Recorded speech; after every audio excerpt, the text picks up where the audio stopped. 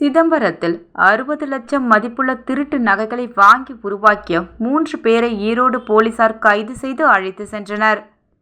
இதனை கண்டித்து சிதம்பரம் நகைக்கடை உரிமையாளர்கள் திடீரென சாலை மறியலில் ஈடுபட்டதால் போக்குவரத்து பாதிக்கப்பட்டது. ஈரோடு காவல்துறையின் 60 லட்சம் மதிப்புள்ள திருட்டு நகைகள் வாங்கியது சம்பந்தமாக சிதம்பரத்தில் நகைக்கடைகள் உள்ள காசுக்கடை தெருவில் நகைக்கடை நடத்தி வரும் சி. முருகன் மற்றும் அதே கடையில் வேலை செய்யும் மோகன் பாபு சிவக்குமார் ஆகிய 3 பேரையும் கைது செய்து விசாரணைக்கு அழைத்து சென்றனர்.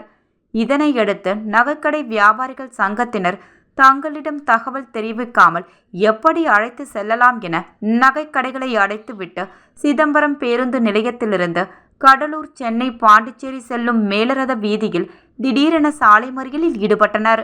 சுமார் அரை மணி நேரத்திற்கு மேலாக போக்குவரத்து கடுமையாக பாதிக்கப்பட்டது. இதனையடுத்து அங்கு சென்ற போலீசார் சமாதானம் செய்யும் முயற்சி செய்தபோது போலீசாரிடம் கடை உரிமையாளர்கள் மற்றும் கைது செய்யப்பட்டவர்களின் உறவினர்கள் கடுமையாக வாக்குவாதத்தில் ஈடுபட்டதால் பரபரப்பு ஏற்பட்டது. மேலும் சம்பவ இடத்திற்கு வந்த சிதம்பரம் உட்கோட்ட உதவி காவல் கண்காணிப்பாளர் ரகுபதி பேச்சுவார்த்தையில் ஈடுபட்டார். நீண்ட நேரம் பேச்சுவார்த்தைக்கு பிறகு சாலை மறியல் கைவிடப்பட்டது.